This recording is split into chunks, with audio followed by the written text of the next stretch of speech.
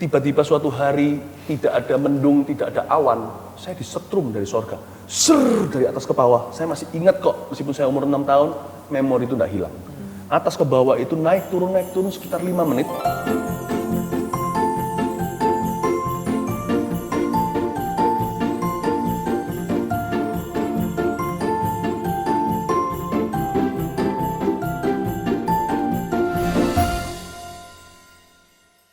Gimana kalau di chat yang bener-bener di depan muka gitu loh. Kamu tuh gini. Oh, haters gitu ya, kira-kira lebih ke arah bahasa. haters, betul.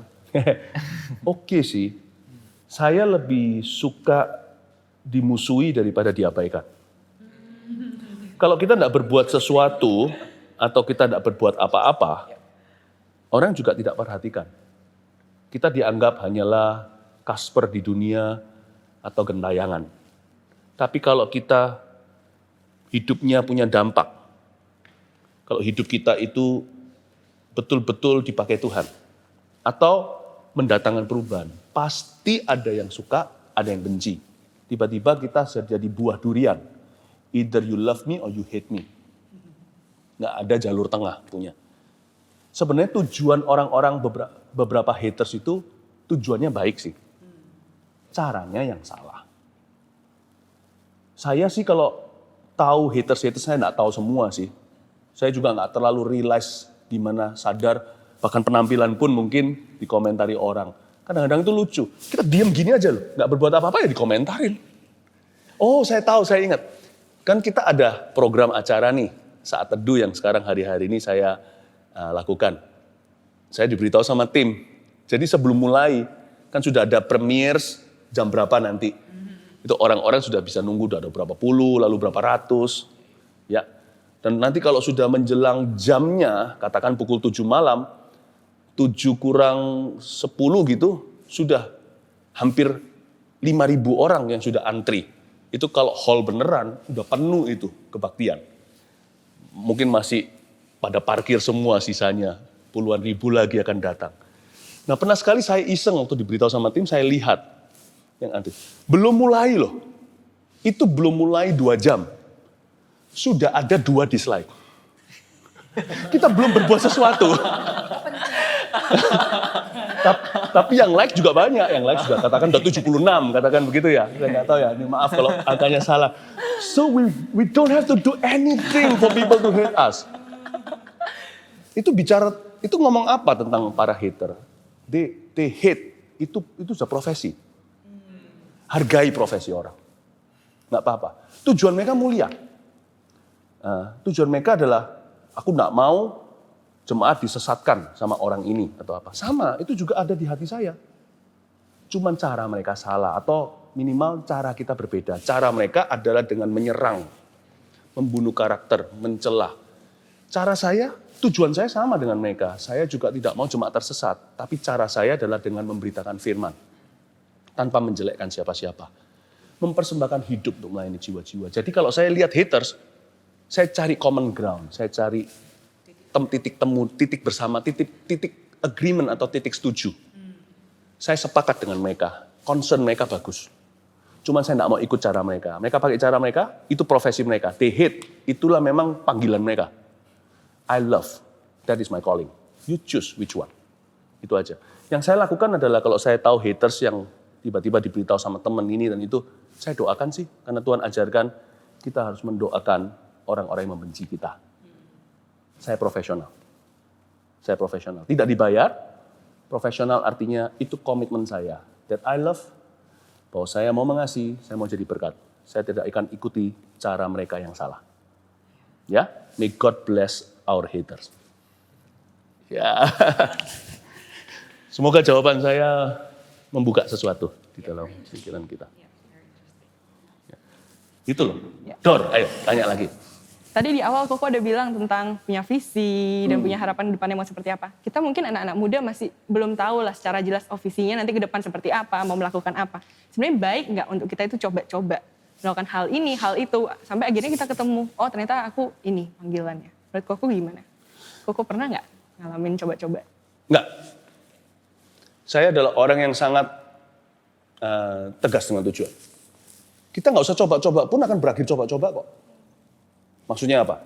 Kalau kita targetkan hanya sampai ke bulan, jangan-jangan kita hanya ada di halaman belakang pakai teropong saja. Tapi kalau kita targetkan matahari, mungkin kita berakhir di bulan.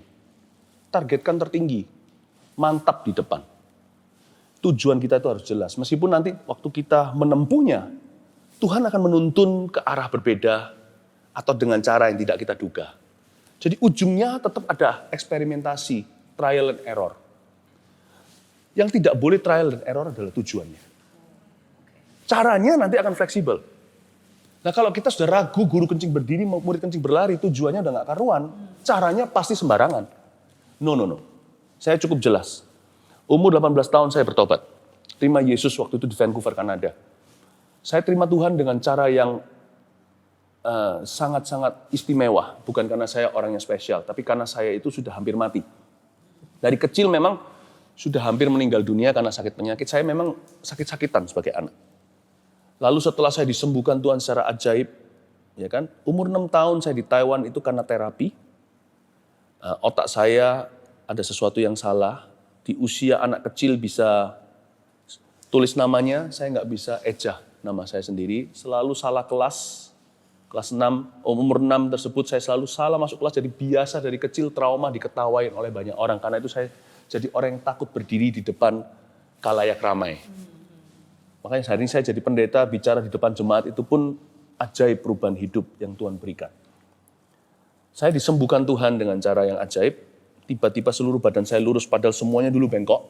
Ya kan, kaki saya bengkok, tangan saya bengkok, saya nggak bisa gunting.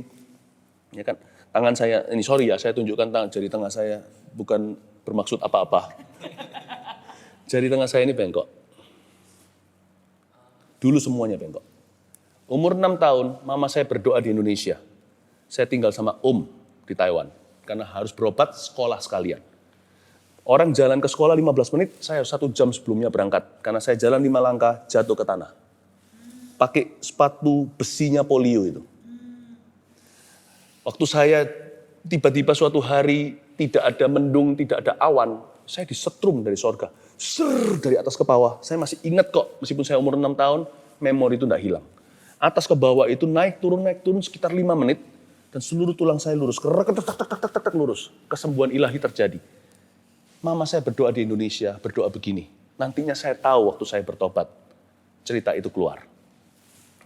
Tuhan, asal anakku Philip ini tidak mati, kau sembuhkan dia, aku suatu hari akan mempersembahkan dia untuk ministry.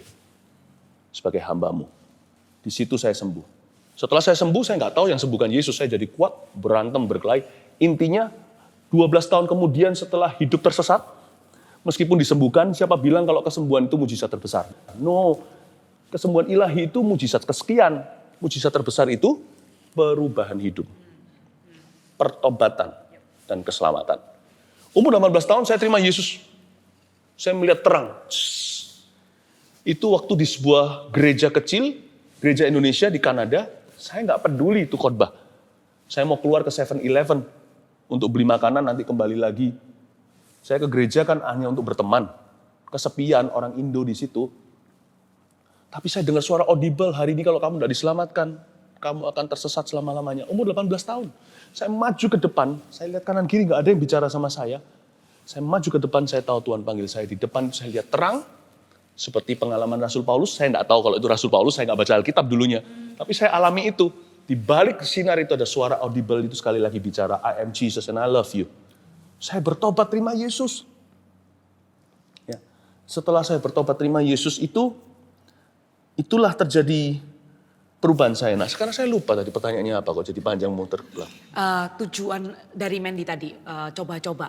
Yang ini tadi siapa? Ya. Dari Mandy tadi, Mandy. waktu nanya. Oh iya. Pernah coba-coba nggak? Koko bilang, enggak. Koko Sorry. coba-coba. Koko tuh tahu tujuan pasti gitu. Kalau Natal gini tuh kepinginnya cerita-cerita. Jadi Ya kayak nggak apa-apa kok. storytelling gitu. Kita juga di tengah-tengah cerita lanjut kok. Iya. Tujuan, saya lupa. Apa lanjut yang tadi kok. Bikin kita penasaran sorry kalau aja. saya bertele-tele. Tapi saya suka bersaksi masalahnya. Iya. Cerita yang lainnya ya sudah jawab ala kadarnya, tapi bersaksian saya harus detail. Nah, setelah saya bertobat umur 18 tahun itu, segalanya berubah. Saya bilang sama Tuhan Yesus, yang kuinginkan dalam hidup ini tidak lain, hanya satu. boleh nggak ya saya lancang minta sama Roh Kudus, kasih saya satu kado aja.